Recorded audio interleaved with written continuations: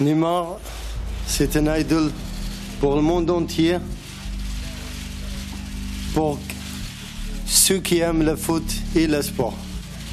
Tout, ça va tout changer. Pourquoi? Parce que Neymar est une star mondiale. C'est la première fois que le Paris Saint-Germain va s'offrir une très grande star. C'est encore plus important que Zlatan Ibrahimovic. Ça avait déjà été le feuilleton de l'été, l'arrivée de Neymar à Paris. Oui, c'est pour ça que je vous dis que ce sera le 220 millions, 222 millions. Oui, mais alors... Est-ce que Neymar est un gouffre financier pour le PSG? Est-ce que le PSG a fait l'investissement le plus débile qui soit en recrutant Neymar? Vous voulez en savoir plus? Suivez-moi. Bonjour les amis, je m'appelle Tammy Kaba, je suis l'auteur du best-seller Agir.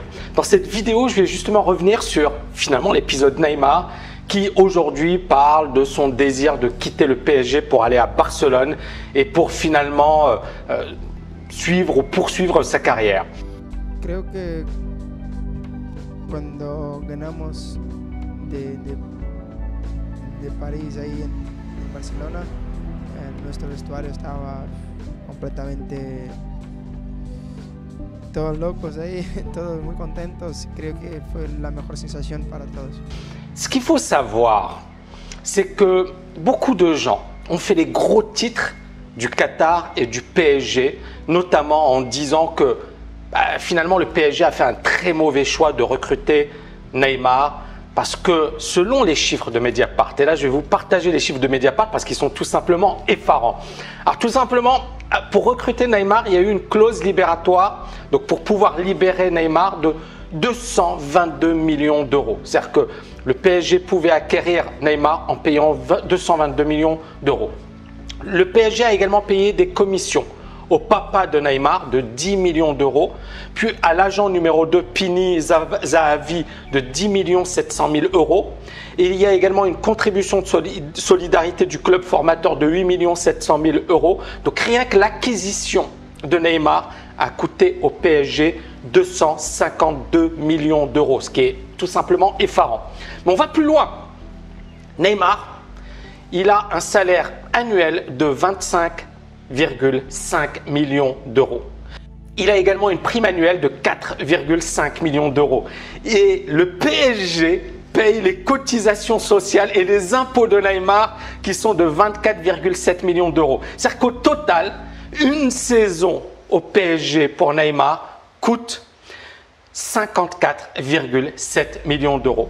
Et comme Neymar a un contrat sur 5 ans, ça représente 273 millions d'euros. Donc au total, ça représente pour le PSG une somme de 525 millions d'euros. Vous imaginez pour un seul joueur de foot, et le PSG va débourser 525 millions d'euros. Ce sont des chiffres qui défient l'entendement, ce sont des chiffres qui n'ont aucune logique, ce sont des chiffres effectivement que le commun des mortels ne peut pas comprendre. Mais là où je vais véritablement insister, c'est le côté investisseur. C'est-à-dire qu'on oublie que finalement, le Qatar, qui est un pays souverain, qui est un pays également qui est un peu en difficulté récemment sur un plan géopolitique et autres. Riyad et ses alliés estiment que Doha est une menace pour la sécurité régionale. L'Arabie Saoudite, Bahreïn, les Émirats Arabes Unis et l'Égypte ont publié un communiqué dans lequel ils fustigent le refus du Qatar de répondre favorablement à leurs exigences. Le Qatar, c'est un petit pays mais qui est très riche. Et c'est un petit pays qui a également un mindset d'investisseur. Et un investisseur, il y a 3 dimensions qui sont importantes. Alors bien évidemment, il y a les 2 grosses dimensions. La diversification, première dimension. La deuxième dimension, c'est qu'on accepte le risque. La troisième dimension, c'est la communication. J'y reviendrai juste après. Mais tout d'abord, un particulier, comment il fait pour investir? C'est très simple. Un particulier, il va se dire, je vais investir dans une maison parce que c'est le meilleur investissement qui soit. Et souvent, c'est le plus gros investissement de sa vie. Alors, ça dépend où on investit. Quand ça se passe bien, génial. Mais quand ça ne se passe pas bien, souvent c'est la catastrophe. Donc un particulier, souvent son plus gros investissement, c'est finalement sa maison.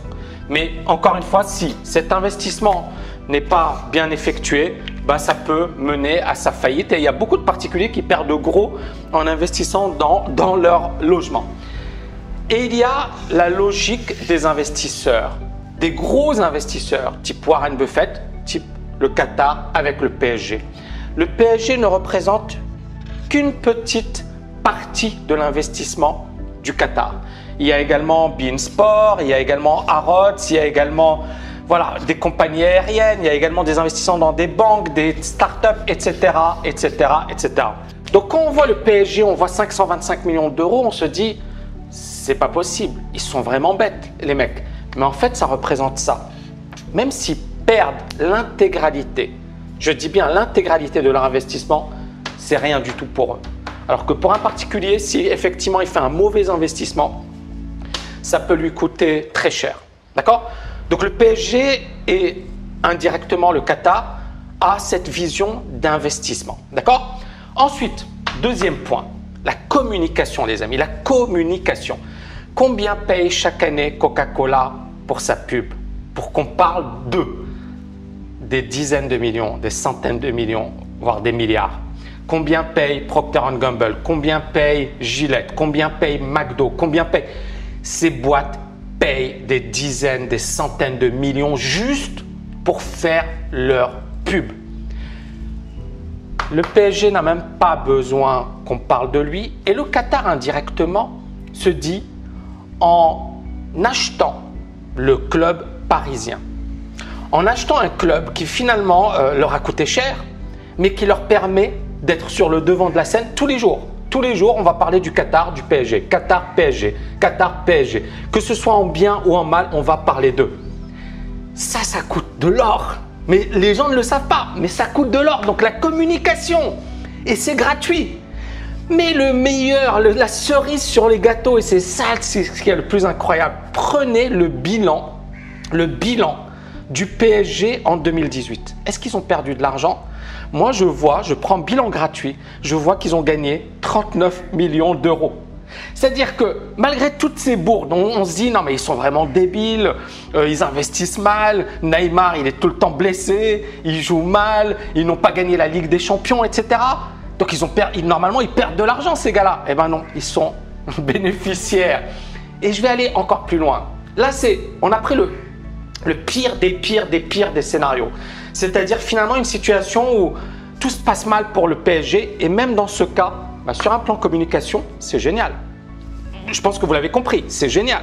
C'est-à-dire que des grosses boîtes sont prêtes à payer des centaines de millions, eux ils payent zéro, tout le monde parle d'eux tous les jours. Mais supposons que ça se passe bien pour le PSG, que le PSG gagne la Ligue des Champions, ce qui n'est pas impossible. Ils ont quand même certains des meilleurs joueurs au monde. Et supposons que le PSG gagne. Premièrement, l'image de marque du Qatar, c'est un truc de malade. L'image de marque du PSG, tout le monde va adorer les dirigeants du club. C'est comme la Coupe du Monde. Hein. On a détesté l'équipe de France quand ils perdaient, mais quand ils ont gagné, tout le monde a adoré l'équipe de France. C'est comme ça, c'est le jeu, c'est le sport. Donc, si le PSG gagne une Ligue des Champions, non seulement ils auront sur un plan de l'aura, sur le plan, comment dirais-je, de l'image de marque, ça n'a pas de prix, mais en plus, ça va leur faire gagner énormément d'argent. Souvenez-vous de Ronaldo. Quand il est arrivé à la Juventus, l'action de la Juventus a explosé à la hausse. Pourquoi? Parce que Ronaldo il est arrivé, ses maillots se sont vendus comme des petits pains et rien que la vente de maillots a permis à la Juventus de gagner énormément d'argent et de rembourser finalement l'achat de Ronaldo. Donc, j'espère qu'à travers cet exemple, et je n'ai pas fini parce que j'arrive sur le troisième point, mais j'espère qu'à travers cet exemple, vous avez compris que finalement un investisseur, ce n'est pas quelqu'un qui raisonne comme Monsieur Tout-le-Monde. Monsieur Tout-le-Monde, quand il parle d'investissement, il a peur. Il se dit « Ouais, mais c'est beaucoup, je vais investir 10 000 euros, mais c'est beaucoup. » Un investisseur, ce n'est pas quelqu'un qui se dit « c'est beaucoup », c'est « quel est mon risque? Qu'est-ce que ça va me rapporter? Quel est mon risque? Qu'est-ce que ça va me rapporter? Si ça va me rapporter beaucoup plus que le risque-prix, ça vaut vraiment le coup. Et là, en l'occurrence, pour le PSG, quel est le risque? Zéro, ils gagnent de l'argent, les gars. Quel est le risque que finalement le club s'effondre, etc. Il est infime parce que premièrement, ils ont mis les meilleurs joueurs. Deuxièmement, ils savent que au pire, voilà ce qu'ils vont perdre.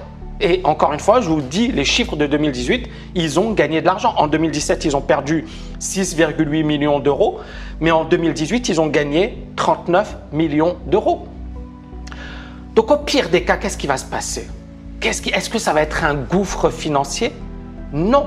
Est-ce que le Qatar a déjà gagné de l'argent? Clairement. Parce que sur un plan de communication, tout le monde parle du Qatar. En France, dites-moi, donnez-moi une personne qui n'a jamais entendu parler du Qatar. Alors que c'est un tout petit pays, hein. C'est minuscule, il y a 2 millions d'habitants. Est-ce qu'il y a une seule personne qui n'a pas effectivement parlé de Neymar, de Mbappé, etc. Non, tout le monde en a entendu parler. Est-ce que quelqu'un effectivement s'est dit ce club il est à mettre aux oubliettes, il est relégué aux oubliettes? Non, on sait que c'est pour l'instant le meilleur club en France et que, encore une fois, c'est le sport, c'est le foot. Si ça se passe bien, si tout est… Parce qu'il y a un facteur chance et eux, ils le savent. Et on en arrive à accepter le risque. Dans tout investissement, il y a des paramètres qui nous échappent. Mais si vous n'investissez pas, vous n'aurez jamais de résultat. C'est-à-dire que les personnes qui me disent « Tami, c'est risqué d'investir dans l'immobilier, c'est risqué d'investir en bourse ». Oui, c'est clairement risqué. Et il ne faut pas le faire n'importe comment. Et je vous ai montré que le PSG n'a pas fait les choses à moitié. Mais j'ai envie d'aller plus loin. Mais ils ont pris des risques.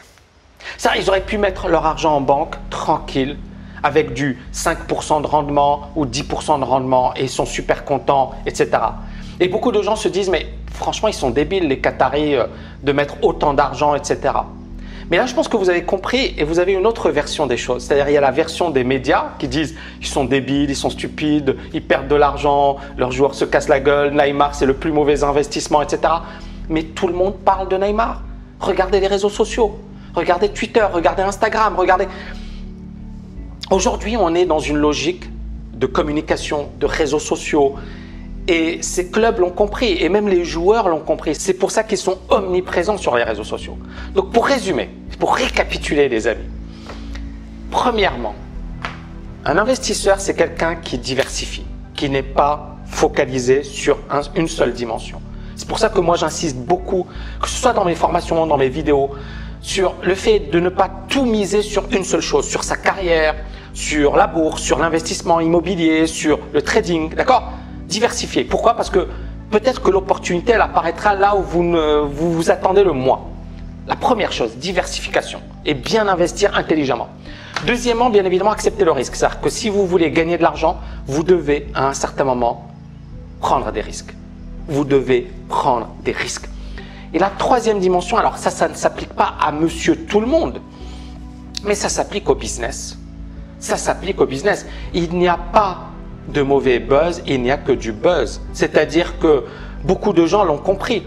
Il y a quelqu'un qui me disait, qui est assez célèbre, il y a un certain moment, les médias avaient parlé en mal de lui. Mais en fait, sa notoriété a explosé. C'est comme Kate Moss. Elle avait été effectivement virée, je pense, par L'Oréal. Si ma mémoire est bonne, je ne suis pas très expert de tout ça. Parce qu'elle représentait la marque et elle s'était droguée, etc. Mais son succès a explosé par la suite parce qu'en fait, tout le monde a parlé d'elle. Et en fait, c'est ça ce qui est dingue, c'est que finalement, il n'y a pas de mauvais buzz et ils l'ont compris. Et donc, eux, ils raisonnent en tant que businessman. Et ils savent que même si on parle d'eux en mal, on parle d'eux. D'accord? Et ça, ce sont les leçons qu'il faut retenir. Donc, les amis, abonnez-vous à la chaîne YouTube. Si vous voulez plus de contenu comme ça, n'hésitez pas à me le mettre en commentaire.